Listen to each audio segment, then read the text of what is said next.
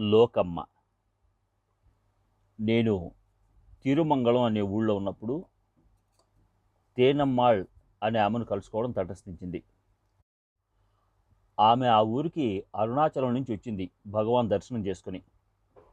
ఆమె, నేను ఎప్పుడూ ఆధ్యాత్మిక విషయాలు మాట్లాడుకునేవాళ్ళం. ఆమె భగవాన్ గురించి చాలా గొప్పగా మాట్లాడింది. ఆమె తిరిగి తిరువన్నామలై వెడుతోంది. నేను ఆమెతో వెళ్ళాలని చాలా ప్రయత్నం చేశాను. కానీ మా వాళ్ళు ఏమాత్రం ఒప్పుకున్నారు కాదు. ఆమె వెళ్ళిన తరువాత ఆ రోజంతా ఏడుస్తున్నాను, నేను వెళ్ళలేకపోతేనే అని.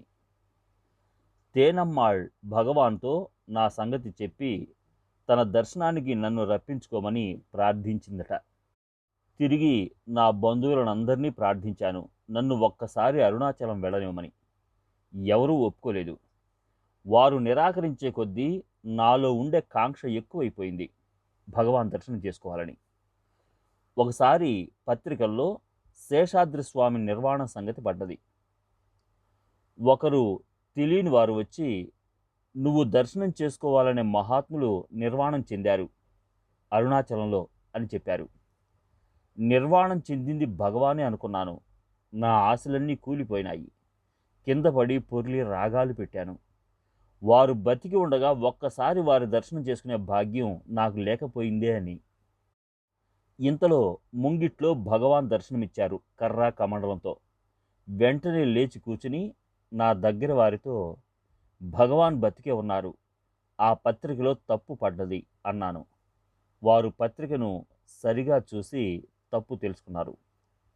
ఆనాటి నుంచి భగవాన్ని చూడాలనే ఆశ బలమైంది. సన్నపడి బలహీనమైనాను. మళ్ళీ అడిగాను నా వారిని నన్ను వెళ్ళనిమ్మని. వీల్లేదన్నారు. ఇంక సముద్రంలో పడి ప్రాణత్యాగం చేసుకుని నా ఆత్మతోనన్నా వారి సన్నిధిని ఉండాలని నిశ్చయించుకున్నాను. ఎప్పుడూ సముద్ర తీరంలో పడి ఉండేదాన్ని. నాకు పిచ్చెక్కుతోందని భయపడ్డారు. నా స్థితి చూసి నా తమ్ముడు తిరువన్నామలై రైలు ఎక్కించాడు కొంతమందితో. రాత్రికి సత్రంలో పడుకుని పొద్దున్నే ఆశ్రమానికి వెళ్ళాం. అప్పుడు ఆశ్రమం అంటే ఒక పూరిపాక. వారిని చూసిన ఆనందంలో వారికి తెచ్చిన పళ్ళను కూడా సమర్పించడం మర్చిపోయాను. నాతో వచ్చిన వారు తెచ్చిన పళ్ళను అక్కడుంచి ఆశ్రమం చుట్టూ చూడ్డానికి వెళ్ళారు. నా కళ్ళు నన్ను అక్కడే కట్టేశాయి. భగవాన్ను చూస్తూ అట్లానే కూర్చునుండిపోయినాను. వారి కళ్ళలోకి చూస్తూ ఉంటే వారిలోంచి నాలోకి ఒక శక్తి ప్రవహిస్తున్నట్లయింది. నా కళ్ళ వెంట నీటి దారలు.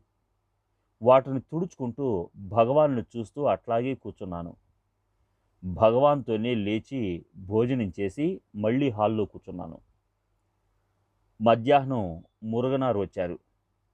వారిని అడిగారు భగవాన్, ఈమెను గురించేనా తేనమ్మాళ్ళు చెప్పింది అని. నాతో వచ్చిన వారు ఊళ్ళో గుడి చూసి తిరుపతి వెళుతున్నారు, నన్ను రమ్మన్నారు. నేను రానని చెప్పి వారిని యాత్ర పూర్తి చేసుకుని తిరిగి వెళ్ళేప్పుడు నన్ను ఇంటికి తీసుకుని వెళ్ళమన్నాను. వాళ్ళు వెళ్ళిపోయినారు. నేను రాత్రికి మొదలయారు పాటి ఇంటికి వెళ్ళాను.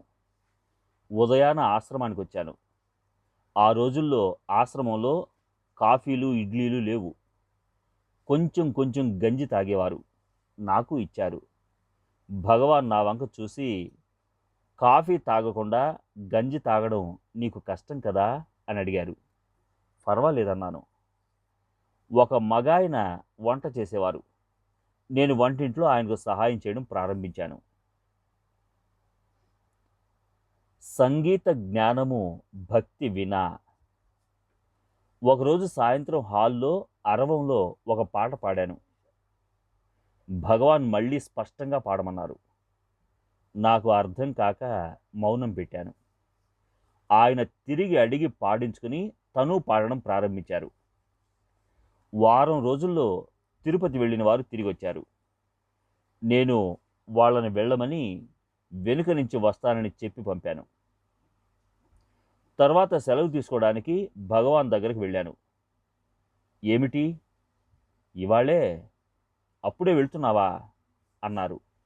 నేను అవునని వారి దర్శనం కోసం పడ్డ శ్రమంతా చెప్పుకున్నాను.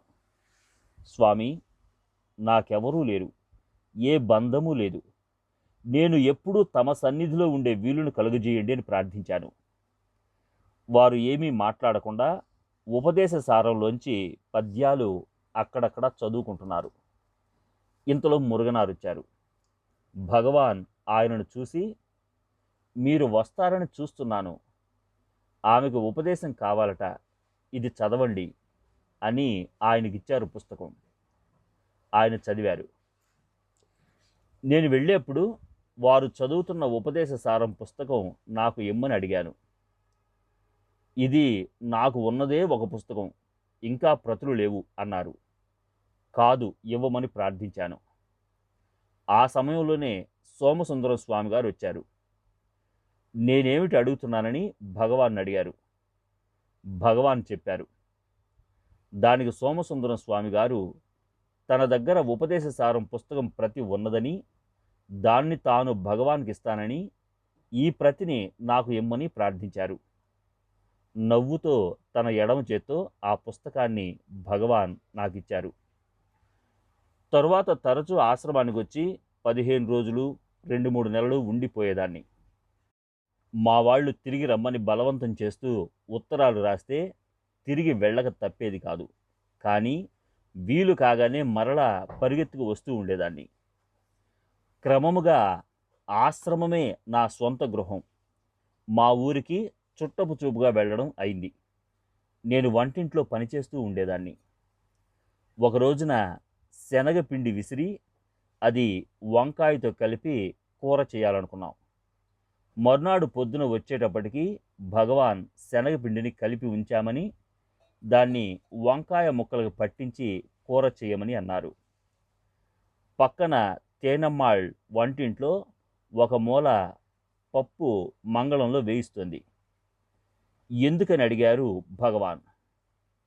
మాతో వంటింట్లో పనిచేసే ఒక ఆమె బయట ఉన్నదని, ఇది ఆమెకు పలహారం తయారు చేయడానికని చెప్పాను నేను.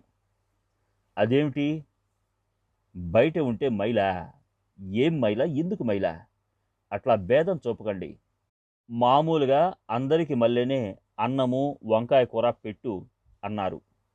అట్లాగే పెట్టాను. మడి మైలలు అబద్ధాలు.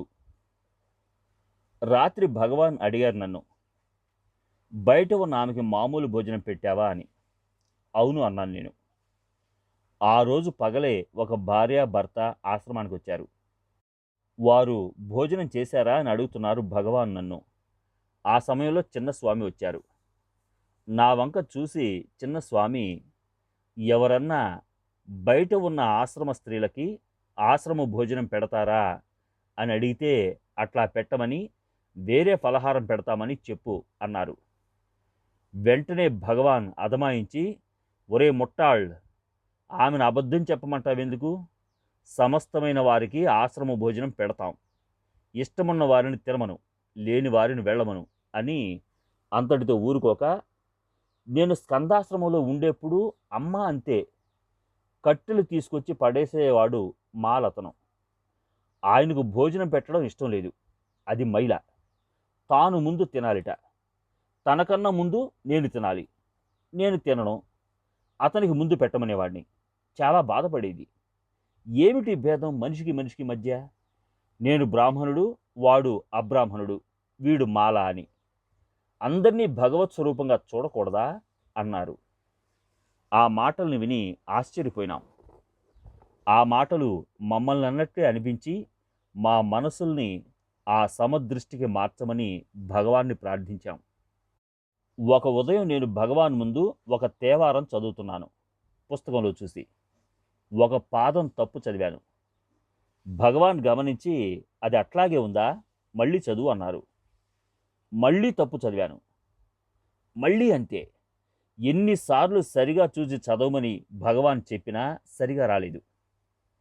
చివరికి భగవాన్ అన్నారు, ఎక్కడ తప్పో నువ్వే తెలుసుకోవాలి. నేను తప్పు సరిదిద్దను. సరిగా వచ్చిందాకా చదివి నువ్వే తెలుసుకో. నేను దిద్దితే అప్పుడే మరిచిపోయి ఆ తప్పులోనే పడతావు. కుంజస్వామి వచ్చి అది విని తాను తప్పును సరిదిద్దబోయినారు. భగవాన్ వీల్లేదంటే ఆయన మాట్లాడకుండా వెళ్ళిపోయినారు. అప్పుడు కాకినాడ వెంకటరత్నం గారు నా పక్షాన భగవాన్ని ప్రార్థించారు సరిదిద్దమని. భగవాన్ వీల్లేదు, కావాలని ఆ తప్పు చదువుతోంది, నేను ఆ తప్పును దిద్దాలని ఆమె ఆశ, నేను దిద్దను అన్నారు. భోజనం వేళవుతోంది. భగవాన్కి నమస్కరించి విస్తళ్ళు వేయటానికి లేచాను. ఏ తప్పు దిద్దుకోవే, ఈ విధంగా తప్పించుకోవాలని చూస్తున్నావా? వీల్లేదు, కూర్చో, సరిగా చదివి కానీ కదలటానికి వీల్లేదు అన్నారు. ఎవరో విస్తళ్ళు వేశారు. భోజనానికి గంట కొట్టారు. భగవాన్ లేచి వెళ్ళారు. నేను వెళ్ళి భోజనాలు వడ్డించాను. మధ్యాహ్నం సోమసుందర స్వామి గారి నుంచి నా తప్పు దిద్దుకున్నాను. మధ్యాహ్నం సరిగా చదివాను. భగవాన్ ముందు దిద్దించుకున్నావా అని అడిగారు. అవును. నువ్వే నీ తప్పును కనుక్కున్నప్పుడే సరి అయినది నీ మనసులో స్థిరంగా నిలుస్తుంది అన్నారు. బతుకు జీవుడా అని బయటపడ్డాను. ఒకసారి భగవాన్ నాకు వాసుదేవ మననం చదవమని ఇచ్చారు. చదివి ఇచ్చేశాను. పూర్తి చేశావా అని అడిగారు. పూర్తి చేశాను, కానీ స్వామి ఒక్క రవ్వ నా మనసులో నిలవలేదు అన్నాను. దానికి భగవాన్, లోపలికి తీసుకునేదంతా మర్చిపోతాం, లోపలికి వచ్చేదంతా పోయి తీరాలి, ఉండేదేమో స్థిరంగా ఎప్పటికీ ఉంటుంది అన్నారు. ఒకసారి ఒరుగుల పులుసు చేశాను ఆశ్రమంలో. భోజనమైనాక నేను భగవాన్తో ఆ పులుసులో వేసినవేమిటో చెప్పి రుచిగా ఉందేమో అడిగాను. రుచి అంటూ ఏముంది, మన నోట్లో రుచిని ఆ పదార్థానికి ఇచ్చి అది తిని రుచిగా ఉందంటాము. నాకు ప్రత్యేకం దేనికి ఒక రుచి అంటూ వేరే లేదు అన్నారు.